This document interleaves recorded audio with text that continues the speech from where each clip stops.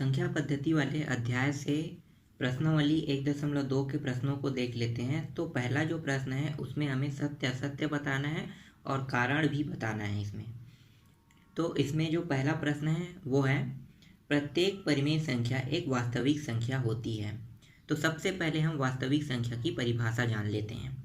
तो यहाँ पे देखो, वास्तविक संख्या की परिभाषा लिखा हुआ है, सभी परिमेय संख्या और अपरिमेय संख्या का संग्रह को वास्तविक संख्या कहते हैं। तो आपके जो कथन में है सभी परिमेय संख्या क्या होती है, वास्तविक संख्या। तो देखो यहाँ पे सभी परिमेय संख्या इस परिभाषा में मौजूद है।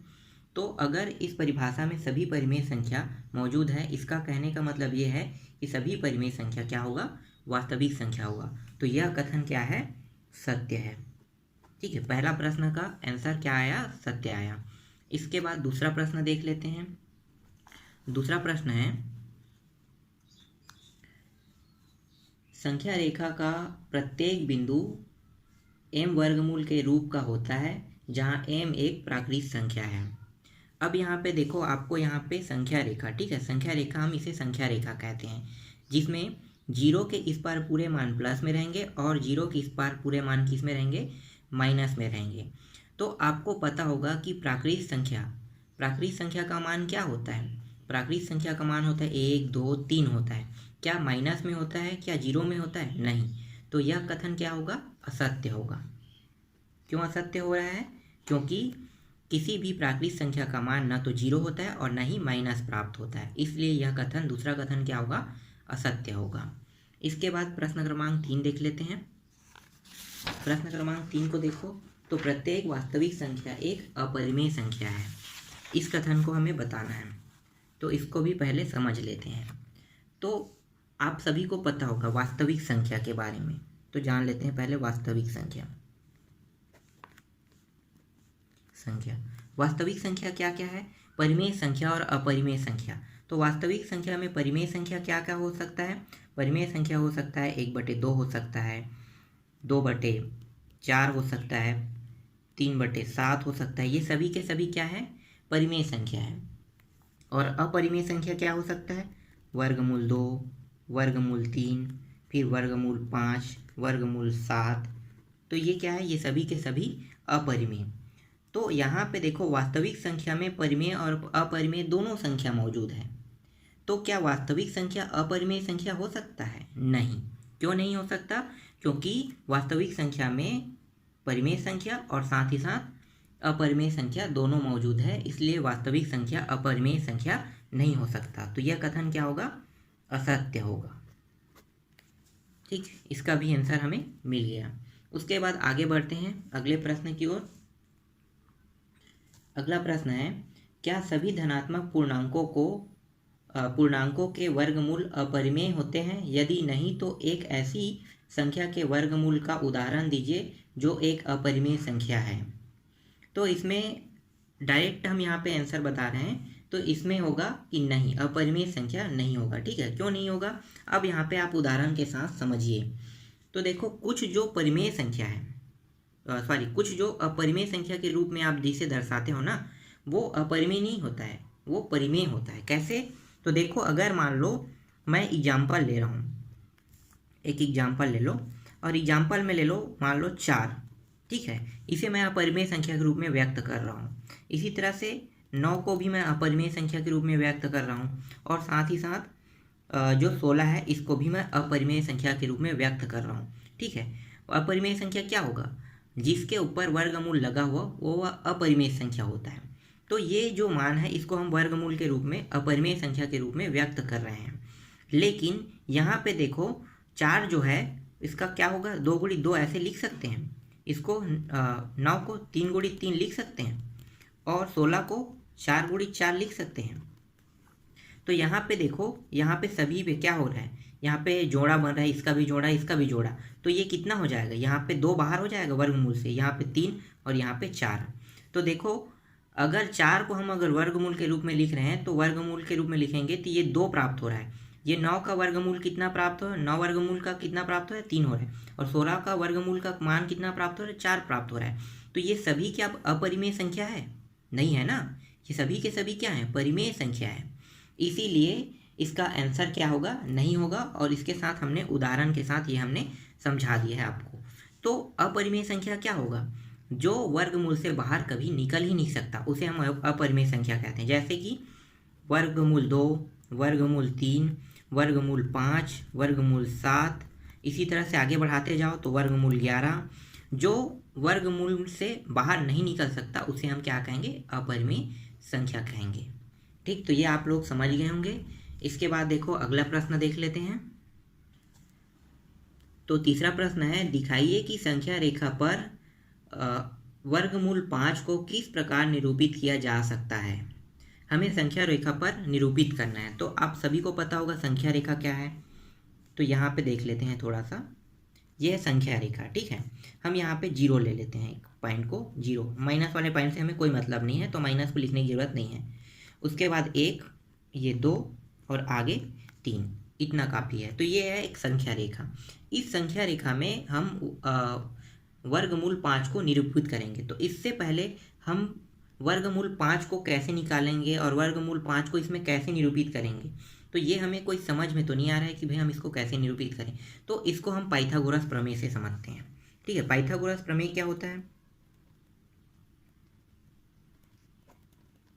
पाइथागोरस प्रमेय, पाइथागोरस प्रमेय जो होता है वो होता है कर्ण का वर्ग बराबर लंब का वर्ग प्लस आधार का वर्ग होता है, ये सूत्र है। अब यहाँ पे देखो, कर्ण का वर्ग बराबर लंब का वर्ग प्लस आधार का वर्ग। अगर मैं कर्ण से वर्ग हटा दूँ तो वर्गमूल कहाँ पे लग जाएगा, यहाँ पे लंब के वर्ग पे, और ये आधार का वर्ग, दोनों पे वर्गमूल लग जाएगा। अब यहाँ पे हमें वर्गमूल 5 लाना है। ठीक है, लंब और आधार को दोनों को योग करने पे हमें कितना प्राप्त होना चाहिए, 5 होना चाहिए। तो हम लंब का मान कितना मान सकते हैं, तो हम लंब का मान यहाँ पे 1 रखते हैं। ठीक है, 1, और यहाँ पे वर्ग लगा है तो इसको भी वर्ग कर लो, और यहाँ पे आधार का मान कितना रखेंगे, 2, और इसका वर्ग कर लो। अब देखो 5 आ रहा है कि नहीं आ रहा है। तो यहाँ पे देखो 1 का वर्ग होता है 1 होता है, और 2 का वर्ग होता है 4। तो यहाँ पे जो मान आ रहा है कर्ण का मान, वो कितना प्राप्त हो गया, 5। ठीक, यहाँ तक समझ में आ गया। हमने 1 क्यों रखा है और 2 क्यों रखा है, तो हमने 1 इसलिए रखा है क्योंकि हमें कर्ण का मान हमें कितना प्राप्त करना था, 5 प्राप्त करना था। और कर्ण का मान तभी 5 प्राप्त हो सकता है जब हम लंब के मान को 1 रखें और आधार के मान को 2 रखें। ठीक है, अब हमें इसे निरूपित करेंगे कहाँ पे, इस संख्या रेखा पे। तो आप संख्या रेखा में देखो, अभी हमने आधार को कितना माना था, 2। तो देखो नीचे वाला ये मान है, इसको हम आधार कहते हैं। ठीक है, तो आधार क्या है, 0 से लेके 2 तक पॉइंट तक जाएगा। तो देखो 0 से 2 पॉइंट तक के आधार गया। ठीक है, इसके बाद क्या है, लंब का मान 1, तो लंब क्या है, ऊपर की ओर जाता है, तो ये पॉइंट जो है गया 1। ठीक है, ऊपर की ओर गया, इसका मान हो गया 1 आ गया। अब यहाँ पे जो 0 माने हैं, इस वाले बिंदु को हम मान लेते हैं A मान लेते हैं, और इस वाले को B और यहाँ को C मान लिए। ठीक है, अब A और C को मिला लो। तो A और C को जब मिलाते हैं तो ये क्या प्राप्त हो गया, हमें कर्ण प्राप्त हो गया। और कर्ण का मान कितना है, वर्गमूल 5। ठीक है, आपको समझ में आया, कर्ण का मान कितना है, वर्गमूल 5। अब यहाँ पे प्रकार की सहायता से, प्रकार, ठीक है, प्रकार की सहायता से यहाँ पे उसके नोक को गिराओ, और यहाँ पे जो शीश है उसको यहाँ पे शीश वाले बिंदु को यहाँ पे लाओ। ठीक है, तो यहाँ पे और यहाँ पे शीश वाले को, तो यहाँ से जब हम इसको प्रकार को जैसे घुमाते जाएंगे, ठीक है, आगे की ओर इस तरह से, ये जो शीश वाला बिंदु है इस तरह से आगे बढ़ते जाएगा। और यहाँ पे देखो संख्या रेखा पर चाप काट रहा है, कहाँ पे चाप काट रहा है, यहाँ पे। ठीक है, इस पॉइंट को, तो ये वाला जो पॉइंट होगा ये हो गया √5, मतलब वर्गमूल 5 होगा। तो देखो संख्या रेखा पे हमने कहाँ पे दर्शा दिया, जहाँ पे ये चाप काट रहा है यहाँ पे ही इस वर्गमूल का मान होगा। तो इसी को हमें निकालना था, और इस पॉइंट को हमने D दे दिया। ठीक, समझ में आ गया कैसे कैसे हुआ। तो इस पॉइंट को हम D नाम दे दिया, और इसी पॉइंट को हम वर्गमूल 5 कहेंगे। तो इस तरह से प्रश्न क्रमांक 3 भी कंप्लीट हो गया। इसके बाद देखते हैं प्रश्न क्रमांक 4 को। प्रश्न क्रमांक 4 है, कक्षा के लिए क्रियाकलाप वर्गमूल सर्पिल की रचना कीजिए। और जो वर्गमूल सर्पिल जो दिया हुआ है वो ये है। तो ये वाला वर्गमूल सर्पिल दिया है, ठीक है, इसी वर्गमूल सर्पिल की हमें क्या करना है, सर्पिल का रचना करना है। तो यहाँ पे देखो ये वाला है 0, ठीक है, इसका मान यहाँ पे देखो ये 0 वाला बिंदु है, और ये है P1, फिर ये P2 और ये P3। तो 0 से P1 की जो दूरी है ये आधार है, तो आधार का मान 1 है और लंब का मान 1 है। तो हमें क्या करना है, हर में लंब का मान 1 रखते जाना है। जैसे यहाँ पे देखो 1, फिर आगे बढ़ेगा फिर 1 होगा, तो हमें सिर्फ क्या करना है, कर्ण को निकालते जाना है। ठीक है, यहाँ पे आधार का मान चेंज होते जाएगा, लेकिन लंब का मान हर बार क्या रहेगा, 1 ही रहेगा। आप यहाँ से समझते जाओगे अच्छे से, मैं यहाँ पे आपको यहाँ पे बहुत बारीकी से समझाने वाला हूँ। तो यहाँ पे देखो ये वाला मान 1 है, ठीक है, आधार 1 है और लंब भी क्या है, 1 है। तो हमारा जो कर्ण है कितना प्राप्त हुआ, 2। और ये प्राप्त कैसे हुआ होगा, तो यहाँ पे देखो पाइथागोरस प्रमेय का सूत्र आप जानते हो क्या होता है, कर्ण का वर्ग बराबर लंब का वर्ग प्लस आधार का वर्ग। अगर कर्ण से हम वर्ग हटा देंगे तो वर्गमूल कहाँ पे लग जाएगा, लंब के वर्ग और आधार के वर्ग के ऊपर में। अब यहाँ पे देखो लंब का मान कितना है, 1 है, और इसके ऊपर वर्ग लगा है। आधार का मान कितना है, देखो आधार का मान 1 है, तो इसके ऊपर भी वर्ग लगा है और ये वर्गमूल के अंदर। अब इन दोनों को देखो 1 + 1 कितना हो गया, 2। तो देखो ये वाला मान कर्ण कितना आ गया, 2 आया। उसके बाद आगे बढ़ें, अब 0 से लेके ये वाला जो त्रिभुज दिखाई दे रहा है इसमें देखते हैं। तो ये वाला आधार हो गया, 0 से P2 की दूरी आधार बन गया, और ये क्या है, लंब का मान तो 1 का 1 ही रहेगा। तो इन दोनों को अगर हम इसी सूत्र में लगाएंगे तो मान क्या प्राप्त होगा, वर्गमूल 3 प्राप्त होगा। ठीक है, समझ रहे हो ना, वर्गमूल 3 प्राप्त होगा। फिर आगे देखो 0 से लेके P3 तक के जाते हैं, तो P3 तक के जाएंगे तो ये क्या हो गया, हमारा आधार हो गया कितना, वर्गमूल जो 3 है वो हमारा आधार हो गया, और हमारा जो लंब है वो कितना रहता है, लंब जो होता है वो 1 होता है। अगर हम पाइथागोरस प्रमेय में इसको रखेंगे तो कितना प्राप्त होगा, तो P4 का मान, P4 से O की जो दूरी है, मतलब कर्ण का मान जो है वो प्राप्त होगा, वर्गमूल 4 प्राप्त हो गया।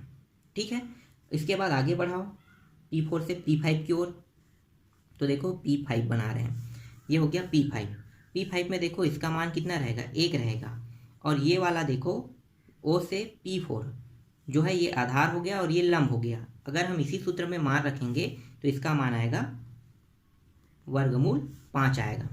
फिर और आगे बढ़ाओ तो ये हो जाएगा P6 और ये हो जाएगा वर्गमूल 6 आएगा इसका मान। आप समझ रहे हो ना कैसे आ रहा है। फिर यहाँ पे फिर आगे बढ़ाओ और ये हो गया P7 आ रहा है। तो यहाँ पे देखो ये आधार हो गया इसके लिए और ये इसके लिए लंब हो गया। तो ये कर्ण का मान कितना आएगा, कर्ण का मान आएगा वर्गमूल 7 आएगा। फिर P8 देख लो, P8 में तो ये P8 हो गया, यहाँ भी एक, यहाँ भी एक, सभी में एक एक मान हो रहा है। और यहाँ पे इसका जो कर्ण का मान आएगा वो आएगा 8। ठीक है, समझ में आ रहा है ना। अब यहाँ पे मैं इनमें से किसी एक को देखो सिद्ध करके दिखा देता हूँ। जैसे कि पहला मैंने किया था, इसके बाद दूसरा को करना है तो दूसरा को भी देख लेते हैं। करने वाले जो सूत्र है उसी सूत्र में मान रख के कि ये आया कैसे होगा। आपको डाउट होगा, मुझे पता है।